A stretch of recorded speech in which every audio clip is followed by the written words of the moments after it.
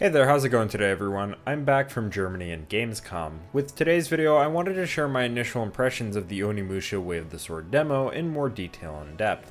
But before I get into that, I did want to throw out a disclaimer that I was planning to do a similar video for Resident Evil Requiem for anyone that's interested in the Resident Evil content that I do.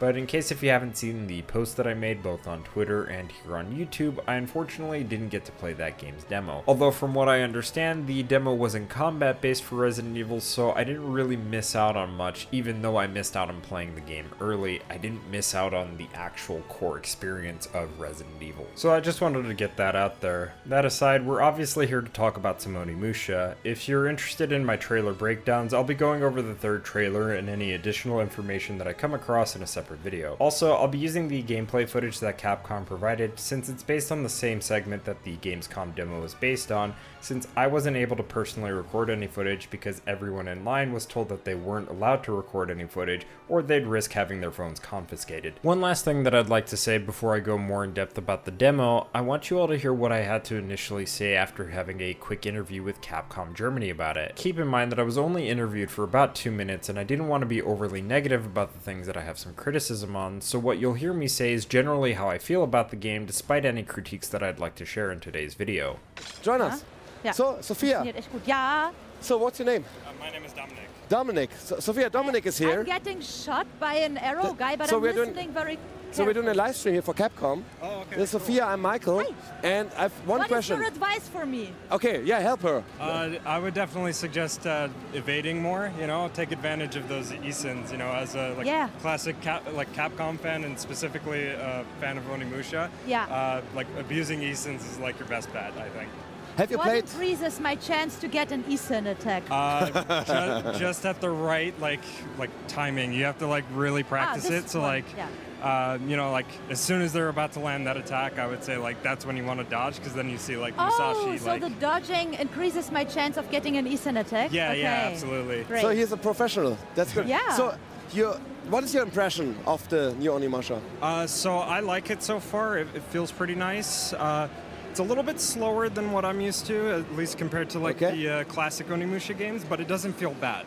Okay. Like that's the one thing that I want to like get clear. Like some people at home might be watching and think like, oh, like this looks a little too slow, or this doesn't feel like Onimusha. This definitely. So, feels you like are familiar with the series? Yeah, absolutely. Okay, Yeah. I understand. Okay, for us it's absolutely new because I never played the PlayStation 2 games, and Sophia, I did not either. I think. What? Was behauptet Have you played the PlayStation 2 games? PlayStation 2 games? The original ones. the Onimusha games? Yeah. Unfortunately, no, but I've Yeah. seen the remake Yeah, I see. or Okay, remastered. Yeah. but I think it's an early stage But Yeah, of the yeah, game. absolutely. Therefore, maybe they can improve that, and then you are absolutely happy. Yeah. But it's still on your wish list, right? Yeah, absolutely. I've been waiting for like 20 years for this game. So. 18 years, yeah, it's Yeah, true. like- Oh, wow, that's yeah, so cool. So, and how long was the waiting time for you, the queue line? About, I don't know, like 2 hours? 2 hours? So it wasn't too bad. I got here pretty early. So, And it was worth it. Yeah, absolutely. Yeah. Perfect. So- Thank you so much. Yeah, thanks All so the much. best for your stay here. Yeah. I hope to see more soon. Yeah, do that. Yeah, take care. Take care. First of all, before we continue here, I'd like to thank Capcom for having me on their live stream. As you can see in the video, I was a little bit nervous because I wasn't expecting to have an on-the-spot interview, but it was exciting for me to be invited for that brief but absolutely memorable time of an interview. Again, thank you so much for having me on the stream because it really felt like a dream come true. Anyway, going off of what I said on stream, I still stand by what I said there in that the game is really good overall and I did have fun playing it, but it did however feel a little slow, especially in comparison to the classic games which have a much faster pace, which is something that I'm more used to. And now this is where I'd like to get more in depth about the game, at least based off of the demo that I played. I'll be focusing on the things that I liked and disliked, along with the things that I think they can improve upon for the full game. Starting off with the negatives, I really feel indifferent about the posture mechanic. For general combat, you need to drain the enemies of posture, and that's how you can perform the takedown ESINs, which can then lead into chain ESINs, but only if multiple enemies have their posture drained. I don't know if there's any limit to how many enemies you can defeat in a single chain like there were in past entries though. In most enemy encounters through the short and linear segment of the game that the demo is based on, there were generally about 3 to 6 enemies per encounter, but I was trying to do a little bit of everything, so that's why I don't have an answer regarding how many enemies you can defeat in those chains. I am hoping that there is a full demo that we can play at home without any time limit, so that way we can test how many enemies can be defeated with those chain Easons. But until that happens, we'll just have to wait and see, or maybe somebody released some gameplay out there showing how many chains you can do. I haven't personally seen it as of this point, but hopefully that is something we can get answered soon enough. The next negative that I have is that certain enemies like the Kubiakari were a little too passive from what I've noticed. I intentionally left out souls near one just to see if they would absorb them, and they just simply floated there. I was really hoping to test out my theory about their later stages containing the souls they absorbed, similar to the Gyaran from previous entries. I also couldn't find out if their soul absorption took priority over Musashi's. That said, I do hope that in the full game they could make them a little more active, not to the point where they become too annoying to deal with, but definitely in a way where they can pose some problems if they're not dealt with fast enough. That leads me to my next negative about the current build of the game, which sort of ties into my criticism during the interview in that the game is a little too easy and predictable because of how slow it currently is. However, the thing that I want to avoid doing is saying that the game needs to be more difficult per se, because I've heard from friends that fans of Monster Hunter criticized Wilds for being too easy, so later on Capcom kept patching the game to make it absurdly difficult. So I want to be very clear about what I'm criticizing and what I think the developers can do to address the problem. I personally believe that the game is easy because of the pacing in its current state. What I mean by that is the flow of the game is slow, and when enemies or even the boss of the demo, Kojiro Sasaki, attack you, it's actually really easy to predict when you have to block, parry, or even evade, to the point where you can just stand there idly and never have to feel any sense of urgency to do any of these things. Honestly, if it wasn't for the fact that I accidentally pressed the wrong button to heal, I probably would have beaten him, especially if I didn't run out of time on the second attempt. The enemies and the boss do hit hard and can easily wipe the floor with you if you let them, but because of the speed of the game, it does feel like it's easy, and I don't think Capcom should necessarily make it harder. I would much rather prefer if they sped up the game in one of two ways.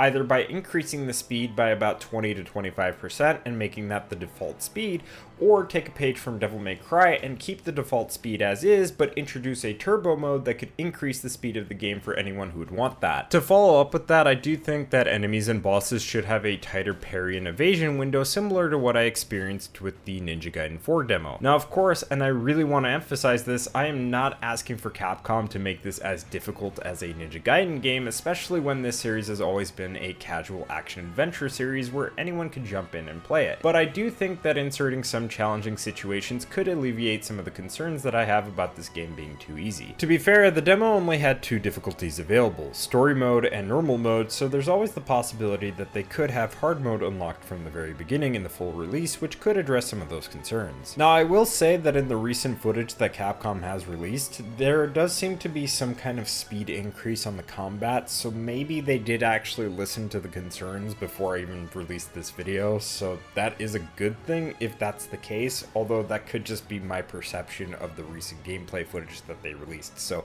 that's something to keep in mind. The next negative that I have is around the lock-on and evasion. This is more around the way that the movement works in the game. Locking on isn't exactly as it is in the old games. You can move more freely, and this can be seen as both a positive and a negative. The reason I see this as somewhat of a negative is because, at least in comparison to the old games, whenever you locked onto an enemy, you'd see the character that you're playing as get into a stance, having their weapon pointed in the direction of the enemy they were targeting at that given moment. Additionally, when locked on, you can strafe in any given direction relative to the enemy you're specifically targeting. Here in Way of the Sword, you have a toggle lock-on rather than a hold lock-on, and instead of seeing Musashi get into a stance that has him focused on the enemy that he's locked onto, he'll essentially move as if there weren't enemies around to fight, at least depending on the speed that he's moving at, and then to top it off, rather than freely strafing, you have a dedicated button to avoid attacks. To be absolutely clear, these mechanics work flawlessly. However, as a fan of the series who's been playing these games for a really long time, I do think that it would be better if at least some aspects of the old games could get added here to make the gameplay even better. I think at minimum, it'd be preferable if Musashi was in a stance when locked on, with the ability for him to strafe depending on how far he is from the enemy that he's targeting. In the Gamescom build of the game, he did get into a stance and would maintain it, but only at walking speeds.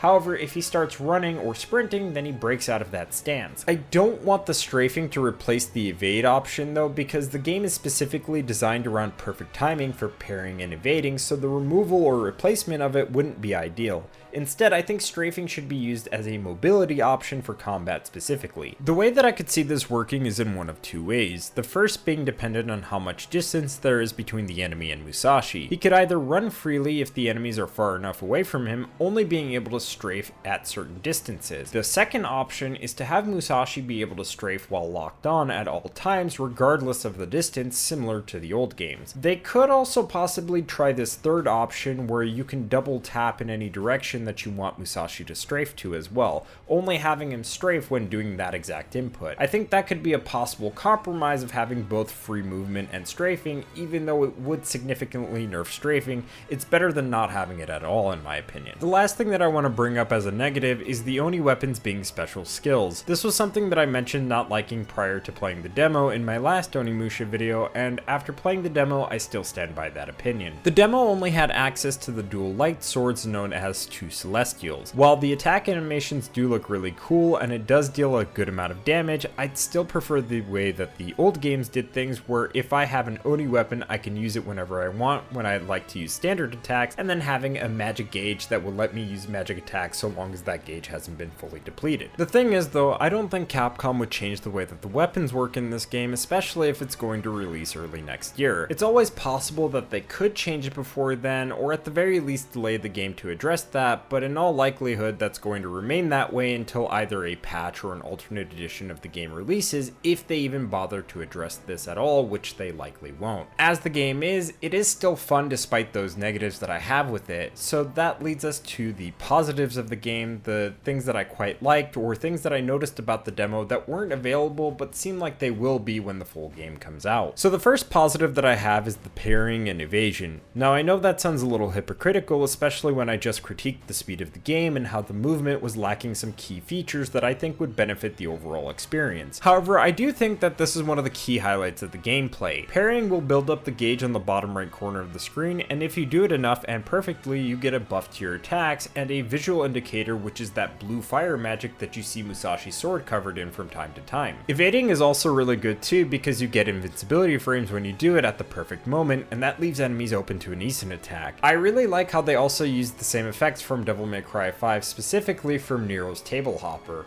It's really satisfying to pull it off, and in tandem with the parrying, it makes the flow of combat feel very satisfying despite some of the criticism that I have for this game. And I think it's going to be really interesting to see how effective these mechanics are going to be around some of the larger enemy types as well as the bosses we'll go up against in the full game. Another aspect of the game that I really like, despite it being very linear, is that it does seem like there's going to be some form of backtracking and exploration to do. There were a couple of paths along the way that were cut off by some walls that may have been destructible, but with tools or equipment that weren't available in the build of the game that was available to us at Gamescom. But I do like that it seems like we'll be able to go off the beaten path, because it did seem like there was a sense of nostalgia in the sense that the game felt very reminiscent to the first game in the series. You can even go into some of the various buildings and houses to explore, although in the current build of the game, despite there being pots with yellow calligraphy that were breakable, they were mostly all empty. Something else that I think is an absolutely perfect addition of the game is the ability to move while absorbing souls. This was a much needed change, especially since all of the previous games you'd have to stand still while absorbing souls. Another thing that I'm able to confirm is that you're not locked into absorbing souls. It works like it did in the old games where you could just stop at any point you'd like. The speed of absorption is also really fast, and I'm not sure if that's because of some upgrades or equipable items that cause it to be that way, since there wasn't any way to see any menu options besides the map, and I'm really hoping that they do introduce some equipable items like the necklaces from 2 or the accessories from Dawn of Dreams for some potential buffs like an increase to certain soul types or increased defense, for example. I also really enjoyed the enemy variety in the demo. Even though there weren't too many enemy encounters, when you got near the end of the demo, they had some Kubiakari and this new enemy type that was very similar to Bazu from the old games called Togemaru,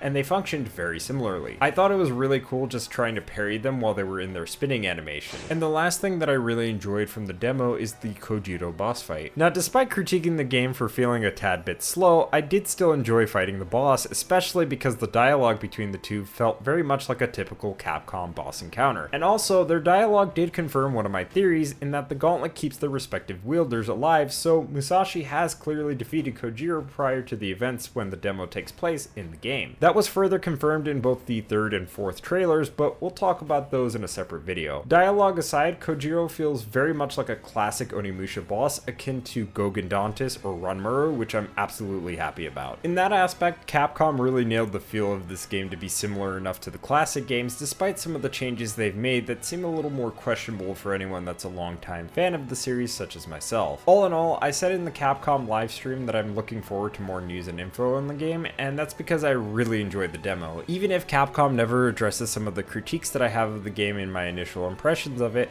I honestly just had a lot of fun with it, and I will say that I think this is looking to potentially be the best Onimusha game to play since Onimusha 3, which is a really good thing considering that the last Onimusha game that we got, Dawn of Dreams, was a balanced mess and just not fun to play. I hope that in the future Capcom plans to release a demo for everyone to try out at home to give them any additional feedback for the game before launch, because 20 minutes at Gamescom was just not enough time to fully grasp every aspect of the game in that small playable segment. At the very least, it did leave me wanting more, which is a good thing. Now that all said, I will be doing a trailer breakdown for the latest trailers we got as soon as possible since there's a lot to go over. But until then, that's all I really have to talk about. I'd like to know what you all think of my initial impressions, especially if you had the chance to play the game at Gamescom or Tokyo Game Show. Anyway, if you liked today's video, feel free to give it a like, share it, and maybe even consider subscribing if you haven't already. And until then, I'll see you all in the next one.